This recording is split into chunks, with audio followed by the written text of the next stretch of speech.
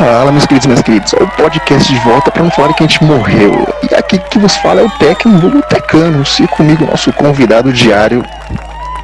E aí pessoal, aqui tá o Lewis, dessa vez desacompanhado do Win, porque ele pegou o coronavírus infelizmente no meio dessa pandemia global. Trágico. Então vai Mas ser agora só nós dois. é só nós dois, né, mano? Tá casual aqui, vamos que vamos. Vamos nessa, cara. Bom, como a gente passou um tempão sem gravar nada, a gente vai dar um resumo bem geral sobre o que aconteceu. Então a gente vai falar primeiro do que aconteceu algumas semanas atrás, e depois linkar com a semana passada e a última trama. Então, o que eu me lembro do nosso último podcast foi em Cristal, né, Tekken? Sim, foi logo depois do massacre, né? Perdão, do massacre não, porque depois do massacre teve uma divisão de grupos, né? Do Continente Bestial e o grupo do Rufus que voltou pro Continente de Ferro. Mas lá foi o que deu o segmento, né? Porque foi a morte do Erendil que causou o avanço da trama, do núcleo, pra dizer. Isso. Mas logo em seguida a gente foi pra Nippon, né? Foi. Depois de toda essa treta aí da joia, do Continente Bestial, de Erendil, a gente foi pra Nippon. E a gente foi pra Nippon porque o Hideki tava desde antes lá, porque ele foi reconquistar o país dele. Porque Nippon, pra quem não sabe, é um país independente e foi recém-colonizado por Heikelocha. Então, ao que parece, o imperador, que é o pai do Hideki, é o imperador Nishizawa, né, o nome dele? Shinzo Nishizawa. Shinzo Nishizawa. E ele aparentemente se curvou ao rei Maxwell e declarou que aquelas terras seriam dele. Então o Hideki, seu filho rebelde, está juntando alguns cidadãos de Nippon para tentar lutar pela liberdade do país. Nisso chega o grupo dos Nírdicos, e acompanhados de pessoas célebres de diferentes culturas, lideradas pelo Rufus, num dracar de uma madrugada. E a partir daí começa a integrar ainda mais essa revolução. Depois de um tempo, a gente descobre, porém, que o imperador Shinzo não tinha se ajoelhado. E num dia específico, combinado por ele com o rei Brookman de Tuugama, chega-se lá os Beastmasters e os guerreiros de Tuugama. Então eles, juntos da tropa dos players liderados por Rufus, junto da rebelião de Hideki, retomam o país. Através de uma luta, né, com os Heikelotianos, expulsando alguns deles também. E assim se reconquista o país de Nippon para o domínio dos niponeses e nipônicos. Não sei como fala. Nipônicos mesmo que fala. Nipônicos. Logo em seguida, né, a gente foi pra Lux. Foi quando engatou com a informação de que a Alexa, ela não tinha recuado, né, com as outras tropas luxianas pra Tuugama. Foi lá que a gente teve conhecimento que ela estava presa. E o Chris, inicialmente ele iria sozinho. Porém, depois de resgatar a Nippon, né, ajudar a RD, que a gente decidiu dar procedimento pra Lux, que seria o resgate da Alexa desta vez. E quem é a Alexa, cara? Só pra dar uma geral, Alexa Brookman, Alexa Brookman, o nome completo. Ela é a filha do Brookman, o nome já diz tudo. E ela é a mãe do Chris. Principalmente ela é a mãe do Chris. Mãe do Chris e mulher do Alexander, o irmão do Gabriel, do Maximus Witch, olha só. Eu tava intrigada já. E além disso, ela também é como se fosse uma irmã mais velha pro Sam, uma tia, assim por dizer, sabe? Não tem laços familiares ali já. Ela é considerada a rainha de onde, cara? Ela é de Lux, com o falecimento do Alexander, ela acabou tendo o controle, assim, né, que fez a resistência. E ela recuaria dali inicialmente, né, porém ela não foi, porque com a informação, saiu uma informação falsa pelas mãos de Maxwell, de que o Chris, um falso Chris, estaria lá. E ela não recuou por causa disso, né, e acabou ficando lá sendo a resistência. E foi quando o grupo decidiu ir dar o auxílio, né, fazer o resgate dela para dizer que o Chris estava bem. E o Chris também seria parte desse grupo.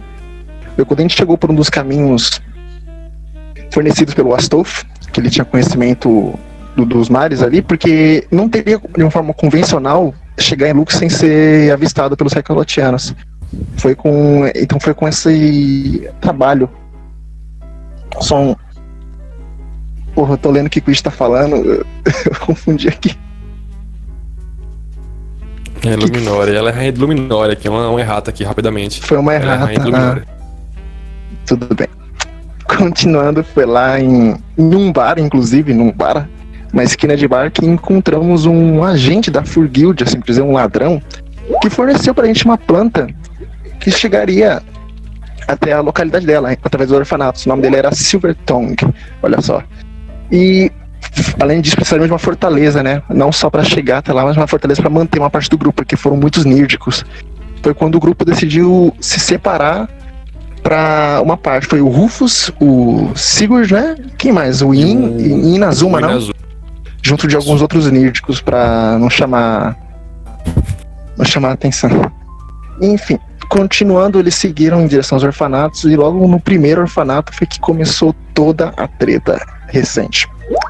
Foi basicamente o encontro dos Rekelotianos com o grupo ao qual tentava entrar no orfanato para encontrar qualquer relação com a Alexa, porque até então não sabiam, só tinham 4 opções marcadas para seguirem, e a primeira já encontraram os grupos de Rekelotianos resguardando o lugar.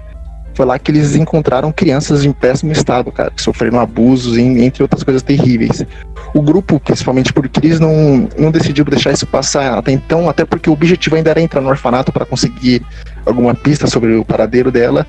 E foi no meio desse confusão que acabou tendo um confronto, né? Acabou sendo inevitável o confronto, por causa que o grupo tentou passar uma informação falsa, no caso, a identidade. E foi quando, ao invadirem o orfanato, encontrar as crianças nesse estado, foi quando tudo despirocou praticamente. Foi quando as crianças, após a derrota dos Rekelotianos, estavam com uma síndrome de Estocolmo, se eu não me engano. Acho que é essa a síndrome, inclusive, né? Que a vítima tem um apego pelo... Eu não sei, essa palavra aí talvez seja errada pra situação, porque eram crianças que não estavam necessariamente sendo...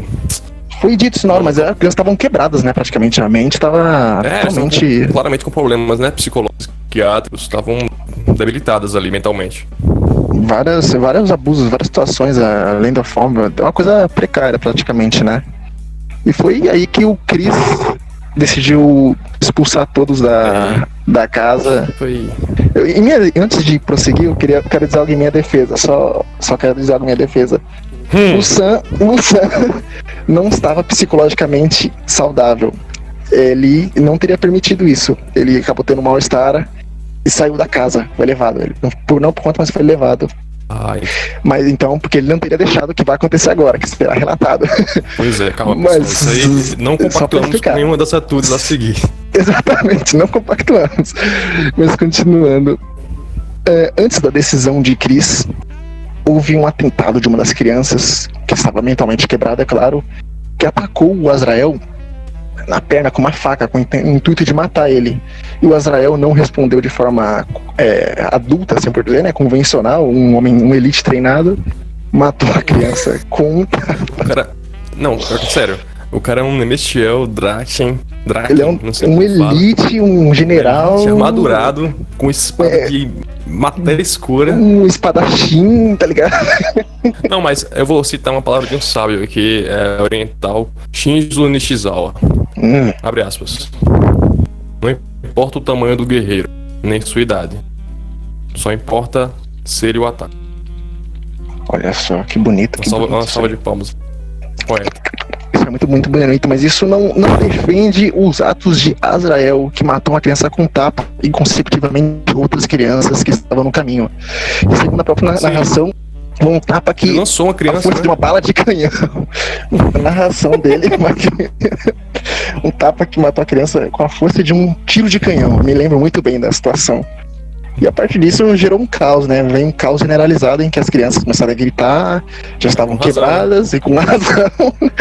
E aí um compactuou com a ocasião, decidiu, olha, isso aqui parece certo, Mentira, não foi assim.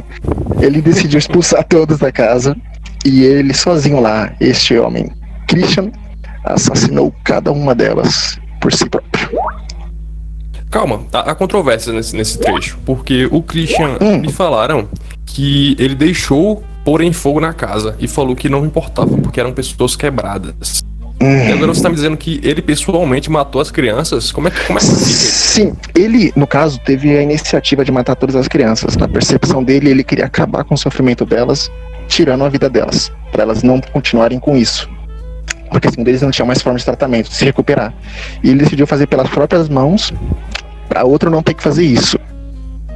E se eu não me engano, ele até mesmo a parte das chamas, Vou explicar, porque teve 2 ocasiões.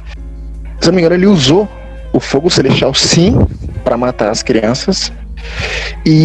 Mas foi visto na cena seguinte a casa em chamas. Essa casa em chamas foi de arqueiros negros que alvejaram o grupo que estava próximo dali, e o fogo que estava nessas flechas acabou pegando na casa também. Acabou matando outras crianças que sobreviveram escondidas. Mas o Chris foi o principal assassino das crianças. Então não foi só, vou deixar eles morrerem, ele matou mesmo, né? Não, ele foi com o intuito de encerrar tudo que ele viu ali. Ele realmente não foi por sadismo, essas coisas. Foi pra ele que ele queria acabar com aquilo mesmo. Ele não queria mais que passasse por aquilo. Não, mas você concorda com essa atitude em off? Em off?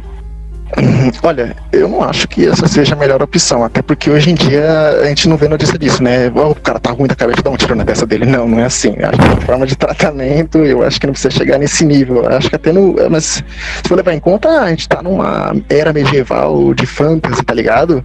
Não, mas cara, a gente já tá numa época, na medieval fantasy, que tem muitos direitos por aí, tá ligado? Tem muita forma de tratamento, tem várias coisas, não é algo pedra, machado e só, tá ligado? Eu acho que mas tinha outra forma. Eu nunca vi nenhum psicólogo em ON, eu nunca vi nenhum psiquiatra em ON, então você acha mas que tem instituições, sim, eu acredito que sim, tem instituições como o da Anne Pienson, e anteriormente a ela tinha o do Gary, que também era um celestial, e através dele tinha as ramificações. Eu acredito que já tinham antes disso, mas através deles, que foram os ápices, já tinham outras formas de tratamento. Tratamento não é só curar um braço decepado, essas coisas, tinha também o tratamento psicológico, essas coisas. Entendi. Eu acho que não foi uma boa escolha, cara. Na minha opinião, em off. Mas mesmo assim, eles sendo várias crianças, eles desde pequenos conhecendo só a maldade e vivendo coisas ruins, você acha que eles teriam possibilidade de se reabilitar, de ficarem saudáveis um dia? Eles não foram abusados desde crianças. Desde que nasceram. Eles foram, porque a guerra, quando ocorreu, e a conquista de Nippon, as crianças já tinham aquela idade, no máximo um ano mais jovens, quando foram pegas para aquilo. Ou seja, aquilo era algo que abruptamente surgiu na vida delas, tá ligado? E apesar de ter quebrado elas, ainda assim tinha uma forma de tratar elas. Elas não nasceram naquele âmbito, tá ligado? E aí seria outra história, o que não muda o fato do que ocorreu, mas ainda assim eu acredito que teria uma forma de tratar aquilo, sem ser por esse meio. Mas eu não vejo o grupo pegando as crianças, botando no navio, levando pra Dugama e falando, trata elas aqui. Eu acho que não teria como numa situação daquelas, até pelo que vai acontecer mais pra frente aqui. Não sei, só se separasse o grupo, né? E uma parte do grupo ficasse encarregada de levar o pessoal de volta pro forte, de ir lá partir logo, e o resto avançar, né? Só se fosse assim. Acho que seria impossível, porque teria que levar um monte de criança pelas ruas, e os Sequilotianos estavam fazendo a vanguarda, então, evidentemente, o grupo seria achado em algum momento, as crianças também prejudicadas, então, acho que um bad ending era meio que inevitável ali, cara. Então, querendo ou não, foi o pior bad ending possível, foi, mas os outros também seriam, no meu ver. Então, vamos dar seguimento aqui. Depois de sair desse orfanato, pra onde o pessoal foi?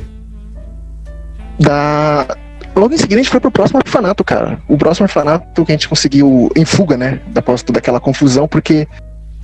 Perdão, uma correção. Antes de seguir pro próximo orfanato, o grupo, ao sair da casa, se encontraram com os reforços, águias negras, cavaleiros negros, todos tentaram combater o grupo.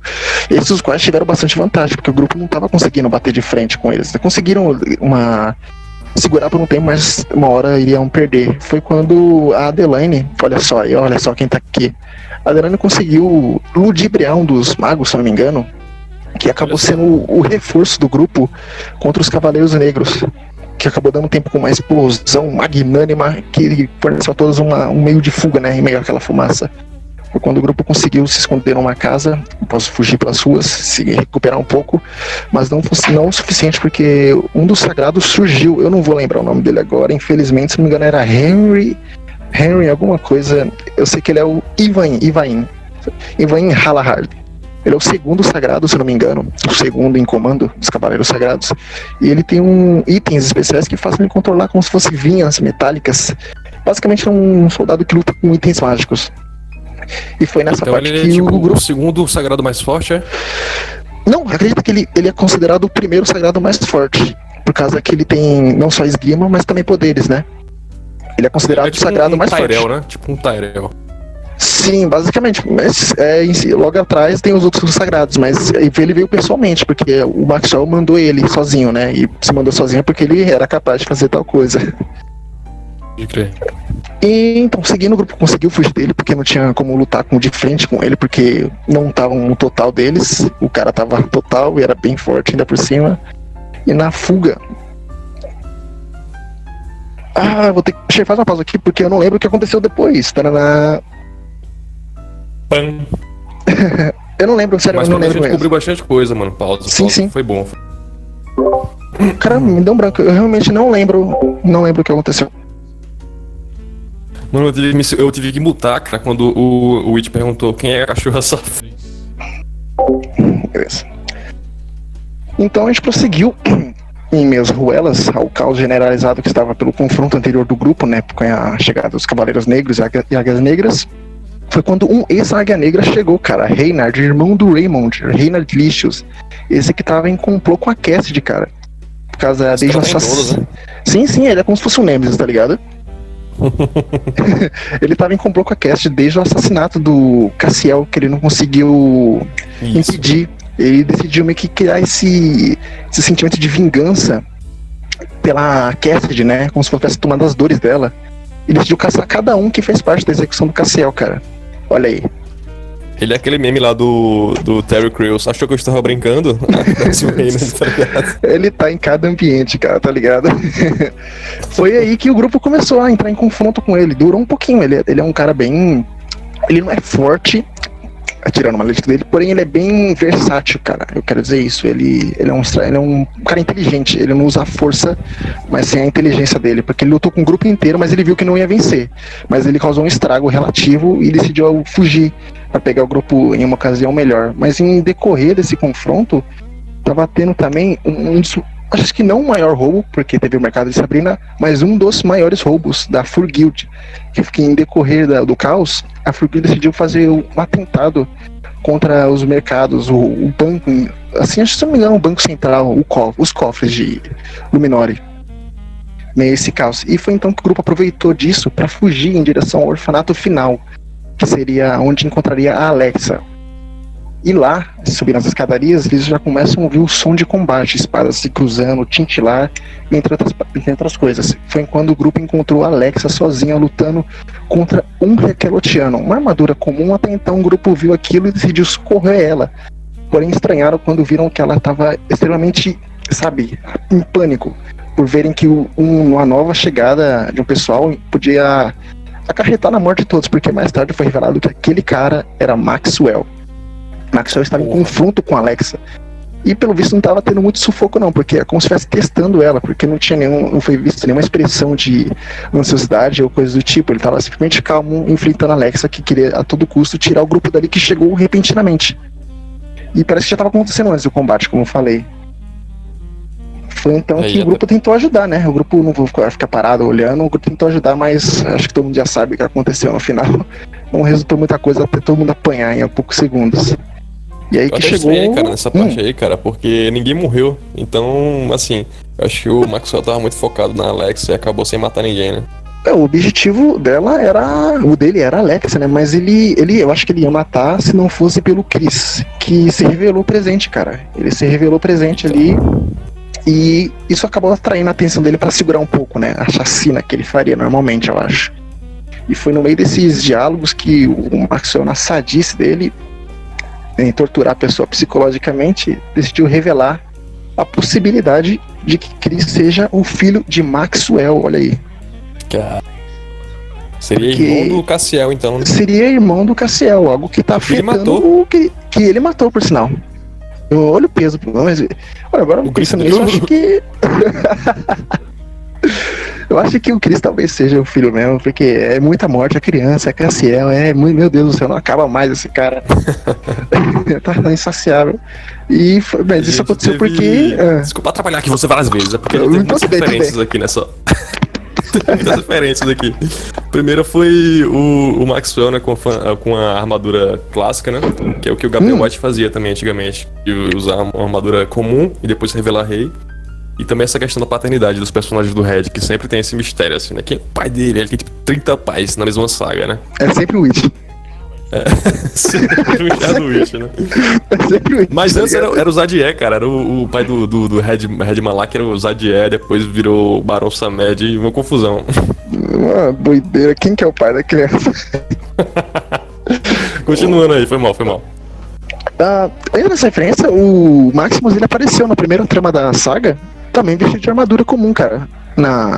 Contra o forte de Rosextan, se não me engano. Uma boa mesmo. referência mesmo. Bom, prosseguindo, o Maxwell revelou, entre aspas, né? Porque é uma possibilidade isso, mas até então o Maxwell afirma que o Chris é um filho, porque o Maxwell já teve relações com a Alexa, não intencionalmente, do parte da Alexa, vale pra você ressaltar isso, mas o Maxwell se passou pelo irmão uma vez, acidentalmente, mas eu não acho que seja tão acidentalmente assim, né? Porque ele tava consciente, e na segunda, propositalmente, cara. E aí você vê o nível de filha da putice. Eu até queria comentar com você isso, Lewis. O que você acha disso, cara? Pô, cara, isso é errado, né? Você pegar a sua cunhada, né? Muito feio. Você acha muito feio isso, né? De um personagem desses, assim, que teve muito a representar no passado. Como assim? O Maxwell foi um dos principais, não estava visível nas câmeras, é claro, mas foi um dos principais contra as forças que estavam vindo dos Anjos dos Presságios, cara. Ele era o rei regente de Rekelotia e até então estava do lado dos Jaggers, ao menos na parte final do confronto, né? Eu acho que ele é uma pessoa que a gente esperava um pouco mais nessa saga, veio mostrando o lado sombrio dele, né? Ah, mas ele é um bom guerreiro, né? Esse é contestável, ele já venceu muitas batalhas, até contra esses próprios anjos. Mas é como diria o Mestre Yoda, né? A guerra não faz grande ninguém. Então, fica a reflexão. Sim, o cara não é boa índole, né, no fim das contas. E acabou que nessa revelação toda, Chris acabou se excedendo pela revelação, que abalou com ele, é claro. Entre outros também, como o Sam, que viu aquilo como uma filha da putagem da porra. Mas nada adiantou porque o Maxwell conseguiu lidar com todos mesmo naquele momento, utilizando até mesmo o Ice Bear. Então no momento final ele saca aí, né? a espada pra matar todo mundo ali presente, cara. Ele mataria todo mundo. Ele decidiu que ninguém sairia vivo dali, exceto a Alexa. Porém, alguém salvou o dia. Alguém sacrificou a si mesma para salvar o dia. Salvar todos os presentes. A Akemi, eu acho que seja falando o nome correto dela. A Akemi queimou toda a sua alma, sua energia, seu espírito para teletransportar todos do grupo para Nippon, sua terra natal, longe das garras de Maxwell. A Akemi, pra quem não lembra aí, pra quem não sabe, ela é uma personagem da Player Nip e ela é uma nativa de Nippon. Começou a ajudar o grupo durante a rebelião lá contra a colonização de Rekelotia, né? Então é basicamente isso. Sim, ela já estava do lado do Hideki desde quando ele decidiu fazer a resistência por conta própria, cara. Pois é. Bom, e aí o Maxwell escapou, cara. Mas ela foi a gente escapou trás, do né? Maxwell. Sim, a gente escapou graças a ela, basicamente, cara. Porque ela ficou, né? Ela precisaria ficar, se não me engano. Ela não conseguiria ir junto. E mesmo que fosse, o Maxwell arrancou a cabeça dela ao fim do ato. Véio. Ele conseguiu matar. Acabou ceifando a vida da garota que acabou usando tudo de si pra salvar aqueles mesmo que ela não conhecia, cara. Salvou o Hideki, um dos principais amigos dela, pela causa, cara. Pela causa de tirar a tirania de Maxwell do mundo, cara. Deu a vida pelo seu príncipe. Basicamente, cara. E foi nisso que a Alexa ficou sozinha junto àquele ser e decidiu por tudo ou nada, cara, basicamente, porque viu que só restou o Maxwell ali, o grupo conseguiu sair a salvo, então ela decidiu dar a investida final, cara, que foi investir antes do clímax. O quê? Antes do clímax, Eita, mas eu fiquei nervoso. O Christian White, que é o filho dela no caso, né? E filho do Maxwell também, teoricamente. Ele foi pra onde? Ele foi teleportado também, ele fugiu, ele ficou triste, o que aconteceu? Todos os presentes naquela cena foram teletransportados, exceto a Akemi. Ele ficaria, né? Eu acho que ele ficaria, querendo ou não, ele ficaria, porém ele foi levado junto, cara. Todo mundo foi levado, isso aí foi algo que pegou todos. Se ele ficasse, ele seria morto, né? Sim, mas quem ficasse, ele seria morto, cara. Porque o Maxwell decidiu porque queria matar, usou Fear, inclusive, e até mesmo Bloody Dance pra diminuir a probabilidade de vida de todo mundo ali presente. Foi um massacre evitado, assim por dizer. E a Alexa decidiu então matar o Maxwell. ela viu aquilo como um estopim e decidiu pôr um ponto final naquilo. Porém, nada é um mundo de flores e, infelizmente, o Maxwell acabou não só soterrado, mas sobrevivendo, né, ao ato e conseguiu completar o que ele queria desde o início, que era obter a Alexa, mesmo ela morta, arrancando a cabeça dela. Nossa senhora. Cara, um bad ending também. Luminori foi um bad ending total, né, cara? Acho que foi porque o Rufus ficou no forte, cara. Se ele tivesse ido, acho que o Maxwell já teria sido derrotado. Sim. Sensacional. Sim, cara, porque o Rufus, Sigurd e o Inazuma, além de outros nírdicos, tinham permanecido no forte, né, de Luminori, em meio a todo aquele caos. E aí, mano, seria bom você falar da sua perspectiva, né, porque teve outras ocasiões também. Então, depois disso aí, eles ficaram lá esperando um tempão o retorno do grupo que avançou à procura da Alexa, só que acabou que não teve retorno nenhum, nem da Alexa, nem do próprio grupo. Então o Rufus deduziu que aconteceu alguma coisa e eles tiveram que fugir dali ou acabaram mortos. Então fica decidido que o grupo dos Nírdicos acaba tendo que recuar. O Sigurd a princípio queria ir direto para Nortúndia, só que o Rufus fala, não, Nippon já é caminho. E então vamos fazer uma pausa lá para ver se tá tudo bem e se eles recuaram para lá novamente. E aí eles vão para Nippon e é lá que eles vão encontrar o grupo teleportado e destruído por causa do fracasso da missão. O que você achou da morte da Alex quando você soube, por exemplo, dessa revelação principalmente, cara? Então, isso aí já tava quase certo pra mim, porque o Maxwell, quando citaram a presença dele, eu já achei que ia ter bad end, não ia ter como conseguir superar o cara, já que a Bellona e vários outros heróis lendários perderam pro cara no X1. Então, o que eu fiquei mais surpreso foi que não morreu ninguém de player. Isso aí foi uma surpresa pra mim mesmo. Isso aí ia acontecer, né? Porém, realmente alguém conseguiu salvar todo mundo ali. Porque acho que realmente, como você disse, na presença. Né? Graças a quem? Sim, mas como você disse, na presença do Maxwell é algo perigo total, tipo morte iminente, tá ligado? Sim, sim. Bom, cara, a gente voltou pra Nippon. Dessa vez o grupo conseguiu se reunir após se estabelecer, né? A primeira parte, depois da chegada do Rufus e os demais. E dá uma palhinha pra gente, cara, de como é que foi a procedência. Então, quando o grupo chegou, cara, teve um dilema que ficou bem claro aqui que a gente discutiu até, que foi a relação do que aconteceu lá no primeiro orfanato, né? Como o Azrael e o Christian procederam em relação àquelas crianças. Então houve uma discussão entre o grupo, houve uma discussão com o Imperador, em que ele citou aquela frase que eu disse aqui e perdoou o Azrael, falando que era aceitável aquele Ele perdoou mesmo, né? Ele perdoou, cara, ele falou que não tinha nada contra isso, que só tava se defendendo e foi isso mesmo. O momento, eu tô recebendo aqui no meu ponto um aviso da produção aqui, parece que tem um contexto a ser atualizado aqui, só um momentinho. Fiquem com a música antes que a gente traga a atualização. Deixa eu dar uma olhada aqui que a gente tá falando. Exatamente.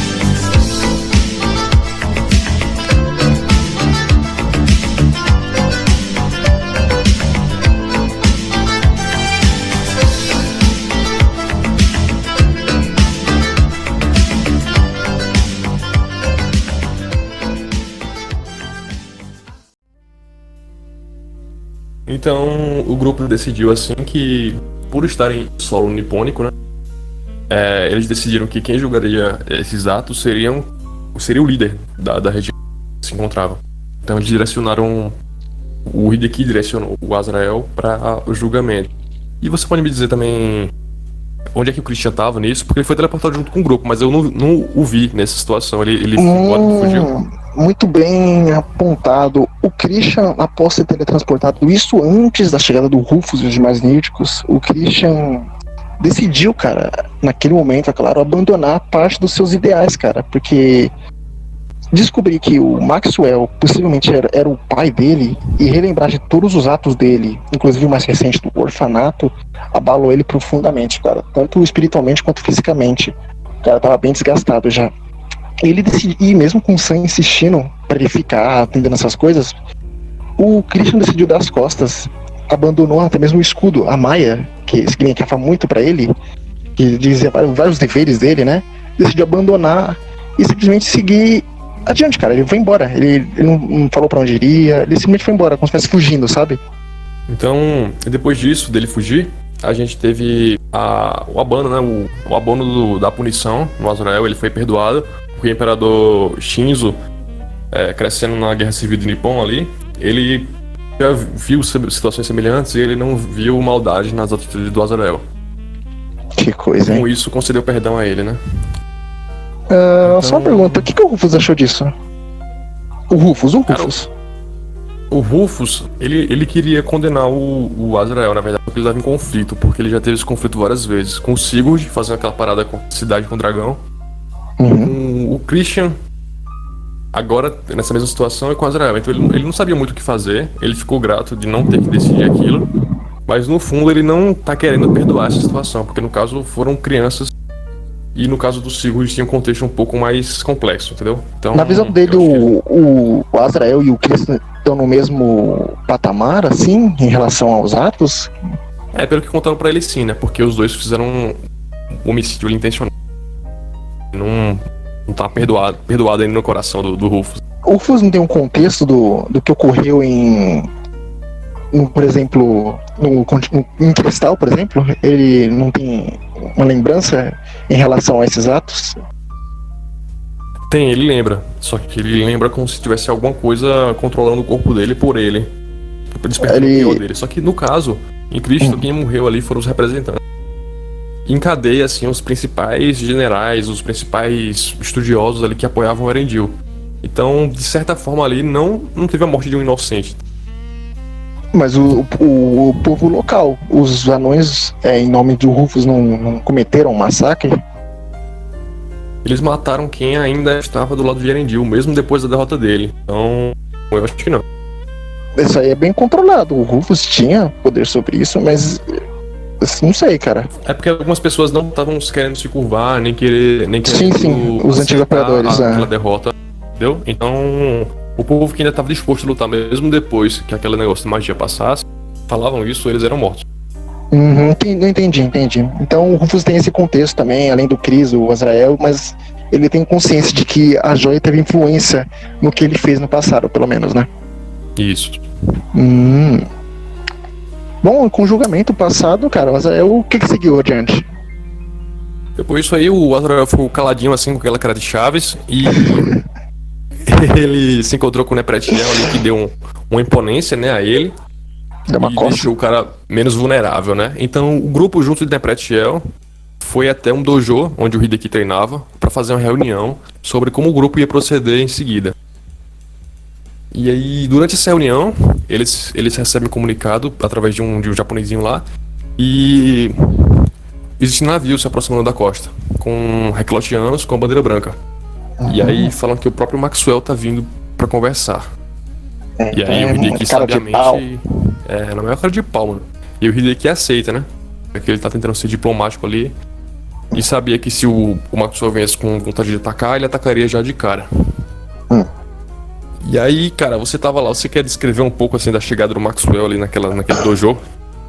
Cara, foi uma chegada única, né? Assim por dizer, porque o Maxwell veio escoltado, mas era como se ele tivesse com reféns, basicamente, porque mesmo que cercassem ele, não faria muita diferença no fim. E ele veio com a bandeirinha branca dele e entrou na sala de reuniões onde estavam os líderes principais, né? Exceto pelo Hideki, que era o representante do imperador. Tinha o Rufus, o Sam, os demais membros da Força Central, né, de Resistência, Neprietel, que até então substituiu o Azrael, né, após essas desavenças. E eu creio que só entre os líderes, não? Entre os líderes sim, mas tinha até um membro da tropa dos Níricos lá que tava em pé na porta. E quando o Maxwell Sim, chegou, verdade. ele logo debochou, né? Falando que o Maxwell, se continuasse com aquele ritmo, ele não ia ser rei de porra nenhuma. E aí, nesse momento, o Maxwell ignorou a bandeira branca, ficou enfurecido e decapitou o homem que fez o comentário. Caralho, mas com bandeira branca isso é algo que eu não achei certo, cara. Na minha opinião, não foi algo muito. Nada que o Maxwell faz é certo, né, cara? Não é como se você pudesse aplicar essa lógica nele, mas. Ah, ele era um nírdico, ali era um país de nipônicos, tá ligado? No momento que você levanta a bandeira branca, não é bem assim que funciona, amigo. Mas tudo bem, o Maxwell não tem como contestar, né? Foi um pouco parecido com o que aquela Teresa Garnese, aquela vagabunda lá, tava querendo fazer em Dualen, né? Que eles falaram.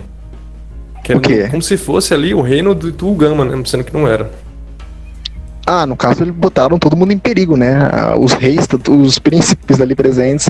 Nessa situação aí foi um pouco mais escancarada, assim por dizer, porque foi o próprio rei altamente capaz de massacrar todos ali presentes e declarar que veio em trégua, mas na minha opinião eu não achei certo, apesar do comentário irônico, ácido, do outro ali, que não representava até então nada, não achei necessário algo desse nível, né? Até então a bandeira branca parecia que estava ali à toa, mas não, essa foi a única matança.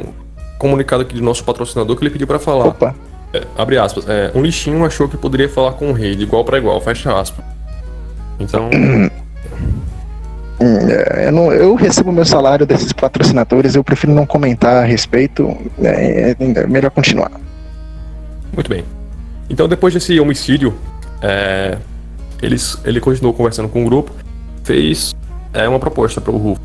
E com a descoberta. Da última vez que eles se encontraram, o Rufus era só um rufião, né? E agora ele é o herdeiro real de Regilor. Que mudança! Então, o Maxwell, ele abraça o Rufus e oferece a ele um lugar ao seu lado para governar o reino de Requelotia. Só que o Rufus, obviamente, rejeita e ele também deixa lá com o grupo a cabeça da Alexa. Nossa, aí é pesado, hein? Então, depois disso, ele parte e vai embora lá. O grupo perplexo, né? Com a cabeça, com a proposta que é o cara de pau. Como é que pode uma pessoa pensar desse jeito, mano? O Maxwell, ele é psicopata, né, mano? Ele é um psicopata. É algo comprovado isso, né, mano? Eu acho que sim, né? Por essa atitude, cara, acho que dá pra ver que o cara não tem nenhuma empatia por ninguém. Sim, não tem empatia. O cara é psicopata mesmo.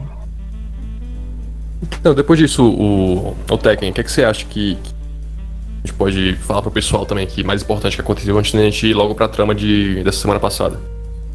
Cara, teve um momento ainda em Nippon em que anteriormente à partida de Luminori, se eu não me engano, eu posso estar errado, mas eu acredito que ocorreu em Nippon, vale a pena citar isso pelo menos, em que um dos mensageiros imperiais chegou no Hideki, precisamente com o Hideki, para conversar sobre uma profecia de que uma aranha gigante, eu não vou me lembrar o nome dela, infelizmente, só se eu receber aqui no meu ponto o nome, mas que essa aranha gigante da profecia deveria ser morta pela espada de Hideki. O príncipe imperial mataria Jorugamo, o nome da aranha, o ser místico, que até então devorava homens. E tinha retornado recentemente com a informação de que 200 homens tiveram suas vidas ceifadas pela mesma. E foi então que Hideki convocou todos para participarem dessa ocasião, para cumprir essa profecia. Então o grupo seguiu, infelizmente não vou lembrar o local, porém, se eu me recordo bem, foi um ambiente plano em que uma estrela caiu em Heichipan, caiu na Terra e formou uma área totalmente mágica, cara, em que todo o ambiente circunda de magia e acaba sendo difícil de dispersar a própria pelo ambiente. E foi lá que encontramos um vale, e nesse vale tinham duas pessoas, um senhor, até então, tipo o mestre Miyagi, só que muito mais barbado, e uma mulher de vestimentas roxas, essa qual se revelou, sabe quem? Nossa, vamos ver pra quem lembra, hein? A mãe da Helena, uma das primeiras chaves que começaram a saga, você recorda? A portadora da joia da dama, a garçonete, A garçonete. Sim, a mãe dela que até então a Helena era quem procurava a mãe, né? A Helena era portadora, mas a mãe não era, né? A mãe tinha a joia, mas entregou pra filha, se eu não me engano. E diante dessa moça, dessa mulher, desse senhor, havia um oco no chão, né? Um profundo, né? Um buraco bem profundo. Todo mundo nem pensou 2 vezes, né? Entrou ali direto, né? Foi, não sei se isso é perigoso, mas vou pular aqui mesmo. Deve ser o caminho, né? Vamos ver. Brincadeiras à parte, foi justamente nesse oco que foi violado que o grupo decidiu seguir pelos túneis subterrâneos e encontraram entre os meios um espírito, cara. Eu não sei se era um espírito aquilo, mas era um monstro nipônico, que até então era uma mulher com a boca cortada, um yokai, vamos ser mais exatos com a cultura, e foi Tsukimi, se eu não me engano. Esta qual inicialmente tentou persuadir o grupo, mas não resultou em muita coisa, porque um combate logo se iniciou em sequência que separou o grupo em 2, né? Por exemplo, a maga, até me esqueci o nome dela pelo muito nervosismo com essa mulher. Adelaine, me recordei. Adelaine, é tanta notícia que eu falo dela que eu até me esqueço às vezes. A Adelaine, junto dos outros, decidiram confrontar ela, enquanto o Sam, se não me engano, o Hideki, um dos principais, não podia faltar, e o Niriko, isso foi até antes da reunião, então fica exposto. Aquele mesmo Niriko que foi decapitado, ele auxiliou no confronto contra a Aradia, uma das filhas de Aurora com Jorugamo. E foi nesse confronto que ela foi derrotada após muito sufoco, e mais tarde é revelado que Jorugamo estava logo atrás e que provavelmente era um nível acima de todo o grupo, né? Porque ficou visível que seria a mesma coisa que o Maxwell contra os players, não daria muita coisa. Então acabou tendo um acordo ali.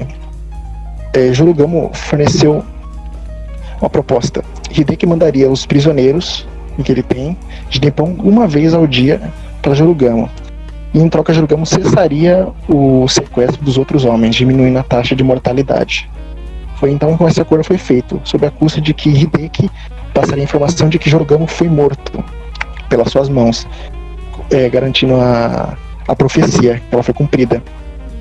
Porém, é uma mentira, o que mexeu com a honra do samurai, né? Mas ainda assim ele aceitou, saber disso? O quê? O Hideki, ele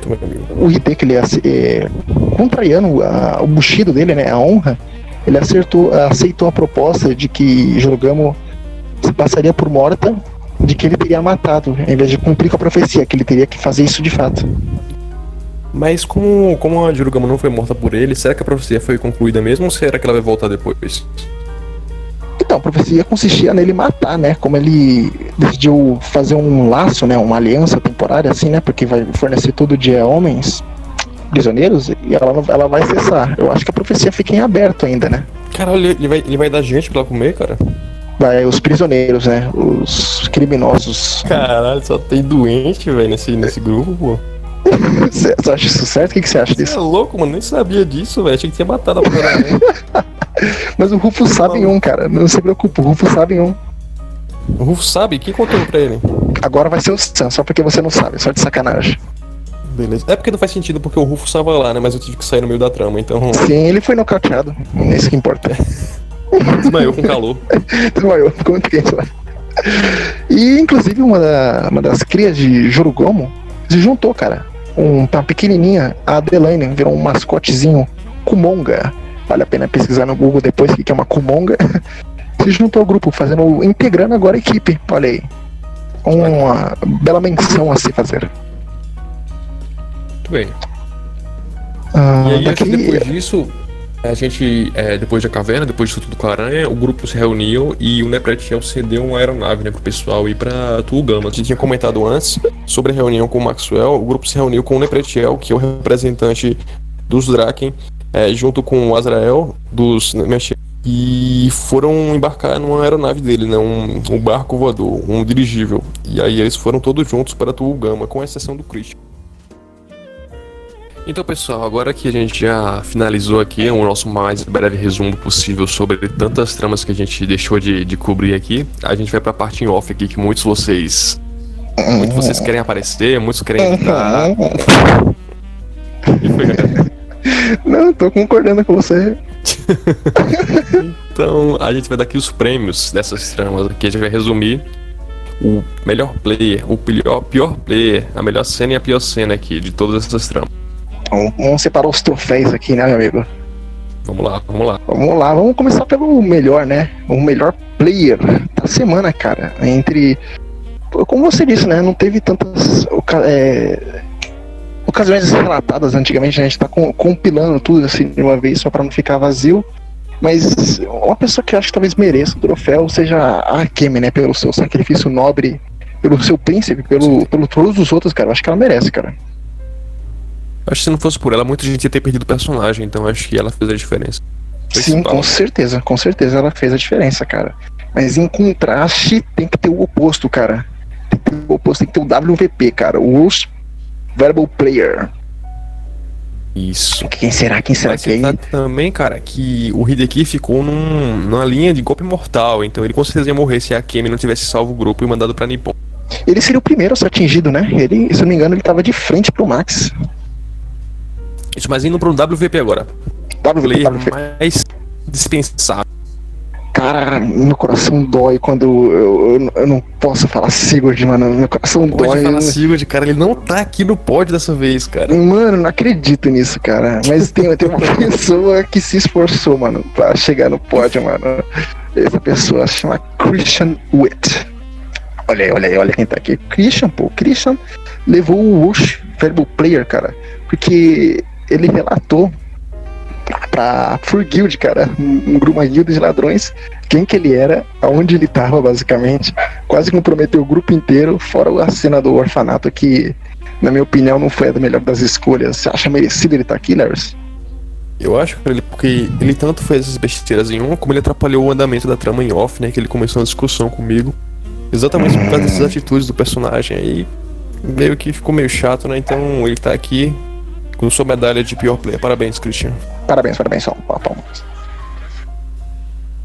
E agora a gente vai pra cenas, né? Ele já deu as medalhas pros players, agora vai dar as medalhas pros superiores. E suas narrações, suas crias, suas imaginações. Os méritos.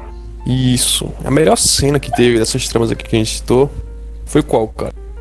Cara, a melhor cena vai ser o confronto no milharal, em frente ao orfanato, que após todo aquele massacre que ocorreu das crianças, diga-se de passagem, veio a chegada dos Cavaleiros Negros, os Recalotianos da Força Comum e os Águias Negras, cara. Veio um exército praticamente para deter os players. E em meio àquele confronto, o grupo acabou se dispersando e acabou gerando várias batalhas, vários conflitos. Tem uma tentativa de fuga que foi frustrada, um retorno pro mesmo ponto e acabou naquele vai e vem até encerrar numa fuga alucinante, cara, sobre várias flechas flamejantes sobre o grupo. Eu acho que foi a melhor cena em frente ao milharal, definitivamente, cara. Tem sido muito legal aí, porque você tá narrando aí. Olha só. Vejo na hora. Bom, mas em reflexo aqui no espelho, né, na melhor cena, a gente tem a pior cena também. Ai, meu Deus do céu, estou nervoso. E dessa vez a gente tá com um pouco de um impasse aqui, porque não por conflitos de empate, mas porque é difícil falar uma cena ruim dessas tramas, porque foram muito boas. Mexe com a cabeça da pessoa. Com certeza. Então eu não posso deixar aqui de citar, porém, no momento que todos entraram no orifício do chão para encontrar a aranha Joro Gomu, eles viram que tava um clima muito denso lá, uma temperatura muito alta, e aí alguns personagens se despiram, e um deles foi o Sigurd, e a gente teve o desprazer de Tanguinha, cara. Ah, que cena que nunca será apagada da minha mente, cara. Sigurd de Tanguinha, cara. Nossa, eu já vi Salas Game, mas essa aí não dá não, cara. É dito que o Hideki despertou o Finalis pra ficar cego depois de ver.